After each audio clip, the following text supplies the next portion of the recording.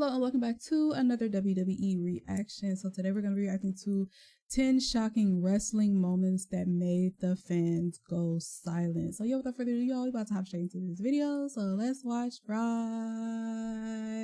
now. 1, 2, is this on? The fans are the heart and soul of wrestling. Their noise and energy help provide the soundtrack to the action we see in the ring. But there are also times when the crowd are quiet. This usually reflects the indifference they have towards a wrestler or a match. However, sometimes we get those rare occasions where the audience are so shocked by what they've seen, they react with silence. We'll be focusing on some of these moments today as we look at 10 stunned crowd reactions in wrestling. Our first example takes us back to ECW in 1996 for an event known as High Incident. This show is best known for two things: Kurt Angle's first professional wrestling appearance and the infamous crucifixion of the Sandman. Sandman had just successfully defended his ECW championship against Too Cold Scorpio, and following the match, the Sandman would be attacked by Raven, who then ordered Stevie Richards, Nova, and the Blue Meanie to tie Sandman to a cross. And I'm there going, oh, this is fucked up, Meanie. This is fucked up. The Sandman was given a crown of barbed wire as he hung from the cross, creating one of the most shocking images ever seen in wrestling. This is the most horrifying thing I've ever seen in my life. A stunned silence emanated throughout the ECW arena, which normally housed the most rowdy and vocal of fans. And that was a one-time in the ECW arena where the fans weren't saying, yo, go to hell and screaming. They were just quiet. It was the right kind of heat. I mean, the people were like, this is heavy, you know what I mean? And they were just like that, the quiet Japanese heat. Raven was forced to apologize for going through with the crucifixion, seemingly without the knowledge of the promotion's CEO, Paul Heyman. So for the people who I deeply offended, I apologize. Heyman also insisted he knew nothing about the Angle when confronted by Kurt Angle. A furious Angle threatened legal action and demanded that his segment from earlier in the night not be aired on the same show as the crucifixion. If I'm on TV with that crucifixion, if my name or my face is seen on TV on the same program, you'll be hearing from my attorney. Kurt's relationship with ECW effectively ended on the night it began, as the recently crowned Olympic gold medalist would make no further appearances for the company. The promotion made sure to never air the incident, with footage of it only coming to light as a result of being featured on the Rise and Fall of ECW DVD. Much like ECW did, the WWF's Attitude Era also pushed the envelope, and one way in which they did this came in the form of man-on-women violence. One of the most shocking examples of this taking place occurred on the April 9, 2001 edition of Raw, where Triple H and Stone Cold, as the two-man power trip, teamed with Stephanie McMahon to take on the Hardy Boys and Lita. It was a short but entertaining match with plenty of action-packed offense from both teams. The finish came when Lita hit a Twist of Fate and moonsault combination to Stephanie, which got the 3. After the bell, Austin and Triple H cornered Lita, and the game then hit her with a pedigree. The Hardys then attempted to intervene, but were instead beaten down with a steel chair. Austin rained down a series of chair shots to Matt, who Lita bravely tried to shield from the beating, but it only got worse. The attack on Lita was done to get heat on Stone Cold, who had just turned heel at WrestleMania by delivering a steel chair beatdown to The Rock, just like the one he had dished out to Lita. The fans just did not want to boo Austin though. They even cheered him after his chair shots to Matt Hardy, but they remained mostly quiet for the Rattlesnake's destruction of Lita. Which was unsurprising given that this was probably one of the most brutal beatings ever given to a woman by a man in WWE history. Another memorable moment in WWE history occurred at the 1994 Survivor Series. Here, Bret Hart defended the WWF Championship against Bob Backlund in a submission match, where the only way to win would be if one wrestler's cornermen threw in the towel. The British Bulldog was in the corner of Bret, while Owen Hart was in Backlund's corner, as Owen and Bret's parents, Stu and Helen Hart, sat in the front row. Deep into the match, Bret gained the advantage by locking in the sharpshooter, until Owen interfered by attacking his brother from behind. This led to the Bulldog chasing Owen and then charging at him, only for Owen to move and Bulldog to crash into the steps. A concerned Bret looked on to see if Bulldog was okay, but this left Hart in a prime position for a cross-faced chicken wing at the hands of Backlund. This was a move the WWF had done a great job of getting over on television in the months prior, with no one being able to get out of the hold. This made things all the worse for Bret, since his corner man was out cold. From there, Owen pleaded with his parents, attempting to make them throw in the towel on Bret's behalf. Helen attempted to throw the towel in, only for Stu to stop her. The fans continued to get behind Bret, who'd been struggling in the hold for over 9 minutes. Eventually, it became Seriously? too much to bear for Helen, who snatched the towel away from Stu, throwing it in the ring and causing the match to come to an end. Owen immediately ran in and grabbed the towel, reeling away in celebration since his plan had worked to perfection. Backlund stood in the ring victorious as a concerned silence came over the crowd. Gorilla Monsoon, I think we have a new World Wrestling Federation champion. Stu and Helen helped Brett to the back, whilst Backlund was presented with the WWF Championship in the ring. I can't believe it. I cannot believe it. Next, we have an instance in which fans were shocked over a booking decision, occurring at the 2017 Backlash pay-per-view where Jinder Mahal challenged Randy Orton for the WWE Championship. The match began to get interesting once the wrestlers brought the action to the outside. There, Orton delivered 3 backdrops onto the announce table to Jinder and his managers, the Singh brothers. Oh my God! Turn inside out by Orton. Randy politely gave JBL back his hat before the Viper continued his annihilation of the Singhs by hitting a double draping DDT. But this gave time for Jinder to recover, allowing him to hit the Coloss on Orton, which shockingly got the victory. The people in the building reacted in amazement. And our new WWE champion, Jinder Mahal. No one could believe that Jinder Mahal was the new WWE champion, since Mahal had been an enhancement talent for nearly all of his time in WWE, but had now been quickly fast-tracked into winning the WWE title in order to increase WWE's growing popularity in India. Had the company done a better job in building up Mahal prior to winning the belt, his victory wouldn't have come off as so shocking. We now go to a match that not only shocked the fans. Yeah. Did that just sound like they were just trying to create a moment? And when I say create a moment, like for their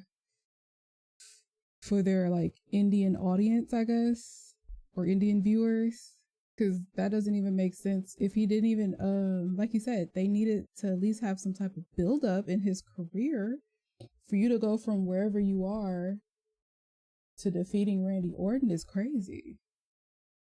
So yeah, they just wanted to create a moment and get a reaction. Fans, but also did It damage just sounds to like an you want to entire kind of piss your market. audience This off, happened too. when NWO killed the town at WCW Fall Brawl 1997 in Winston-Salem, North Carolina. The match in question saw the NWO battle the Four Horsemen in War Games. The New World Order started out with a 2-on-1 advantage, double teaming Chris Benoit. Steve Mongo McMichael then entered to even the odds. The next wrestler out was Six, followed up by the Nature Boy Ric Flair, much to the audience's delight. Kevin Nash was the final entry for the NWO, and then Kurt Hennig entered last for the Horsemen. It was now a 4v4 match, but the odds swung yet again in the NWO's favor when Kurt Hennig turned on the Horsemen, effectively joining the New World Order in the process. The remaining Horsemen members were then bound to the cage via the handcuffs Hennig provided, all except for Ric Flair, who instead received a jackknife powerbomb from Nash. Flair's head was then placed in the cage doorway, and the NWO threatened to smash Ric's skull with the steel unless the Horsemen surrendered. But despite Mongo surrendering for his team, Hennig went through with the assault anyway. Oh God! Oh God! Rick and the announcers sold the moment tremendously, while the crowd looked on in shock. This was Flair country after all. The most sickening night that I have ever spent as a broadcaster, I have spent here tonight. We've got to get out. And the North Carolina crowd had just witnessed their favorite wrestler and group get absolutely decimated. I wanted heat because heat is life. In a more heartbreaking is moment now, we scary go to back to see. the October 22nd, 2018 episode of Raw, where the Universal Champion Roman Reigns opened the show to talk to the audience. Reigns would speak out of character, saying that his real name was Joe, and that he'd previously been living with leukemia when he was younger, and unfortunately, it had returned. And I've been living with leukemia for 11 years. So You could hear a pin drop as the fans couldn't believe it. They watched on in shock, with some being driven to tears. Reigns then relinquished the Universal Championship and was met by his fellow Shield members Dean Ambrose and Seth Rollins on the ramp. They each did their famous pose to end one of the most emotional segments ever in WWE history. I can't be that fighting champion, and I'm going to have to relinquish the Universal Championship. 2 hours after Reigns' announcement, the crowd would be completely stunned yet again. It was the main event of the show and the Raw Tag Team titles were on the line when Dean Ambrose and Seth Rollins challenged Dolph Ziggler and Drew McIntyre. Late into the bout, the referee would be bumped. Braun Strowman then ran in and brawled through the crowd with McIntyre. Ziggler then tried to use the tag belt as a weapon, only for it to be taken off him by Ambrose. Dolph then ate a curb stomp while Ambrose threw the ref back into the ring to count the fall, meaning Ambrose and Rollins were the new Raw Tag Team champions. During the celebrations, however, Ambrose turned on Rollins by hitting Seth with the dirty deeds. What the hell? Oh my God! What the hell? The fans' faces told the story, since it was unfathomable that Ambrose would turn on Rollins on such a night. Fans were left asking why, as Dean continued to punish Seth, taking the assault to the outside. From there, Ambrose tore off the protective padding to expose the floor. One more dirty deeds later, and Ambrose exited through the crowd.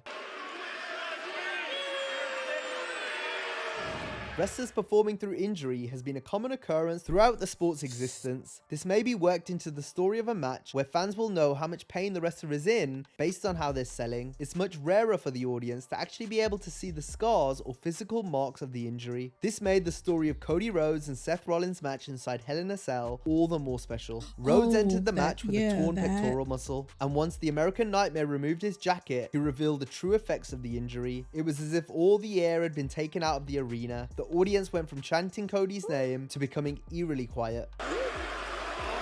That match was crazy too. Rhodes sensationally worked through the injury as he and Rollins wrestled an all-time classic match. Through all the punishment, Cody fought back by using a bull rope, hitting 2 crossroads, and then nailing Rollins with a sledgehammer to pick up the win. I don't know One wrestling moment that will live in infamy took place at WrestleMania 30, the night where Brock Lesnar wrestled The Undertaker. The dead man went into the match with a 21-0 WrestleMania undefeated streak. The build to the match made it seem like it would play out like any other streak match. But if we go further back, we'll remember when Taker and Lesnar went to war in 2002 and 2003, with the Phenom never managing to come out with his hand raised. Brock always seemed to have Taker's number. However, Mania 30 seemed like the perfect time for the dead man to finally get his big win over the Beast and make it 22-0 on the grandest stage. Early in the match, Taker took a nasty bump on the floor, which ultimately gave him a concussion. This greatly affected the match as Undertaker looked like a shell of himself for the rest of the encounter. I got hurt so bad, I don't even remember that match. Till today, I don't remember it. Amazingly though, despite his condition and state of mind, the dead man was still able to deliver all of his signature moves. But so was Lesnar, hitting 3 F5s in total and then going for the cover. The fans' reaction to the pinfall tells the whole story, as they came out of their seats in complete amazement. The streak is over. While others looked on, some in surprise, some in confusion, and some in a complete trance. Many believed The Undertaker would retire undefeated at WrestleMania, or at the very least have the streak broken by a younger wrestler. So when Lesnar got the victory, it shocked everyone. There are not many moments in wrestling that could have gathered such an incredible reaction, and it's hard to imagine we'll ever see anything like this again. Nevertheless, this is the one time in wrestling where everyone remembers where they were watching, and most importantly, how they felt. Ultimate respect to The Undertaker. Finally, we'll look at perhaps the only moment that can rival The Undertaker's streak breaking. I just can't imagine the vibe. We're talking about the night Bruno Sammartino lost the WWF Championship after holding the belt for over 7 years before losing to the Russian Bear Ivan Koloff at Madison Square Garden in 1971. There exists only grainy 8mm film footage of the match, but it's still crazy to watch it all play out. The Garden was said to have been reminiscent of a funeral on the night. Given the crowd's astonishment, it was inconceivable that Bruno would lose the title he held for so long. So much so that Koloff was not presented with the belt until after he got back into the locker room, as it was feared the MSG crowd would riot had Koloff paraded the title around the ring. Instead, he quickly left as the audience looked on. Some were in tears, but all were in shock. And that brings us to the end of this video. As always, if you enjoyed the video, be sure to give it a like and subscribe to the channel. And if you like this one, be sure to check out our video on 10 times that the fans... All them damn people, I'm surprised that didn't freaking cause a riot. Do you see how many people was hurt, in shock, like couldn't say shit? No, that would have caused a freaking riot. But yeah, leave some comments down below, y'all. Let me know what moment shocked y'all the most. I pretty much have an idea of what y'all might say, but leave some other moments that might have not been mentioned. in this video, what might have shocked you. And yeah, I will see you on the next one. Toodles.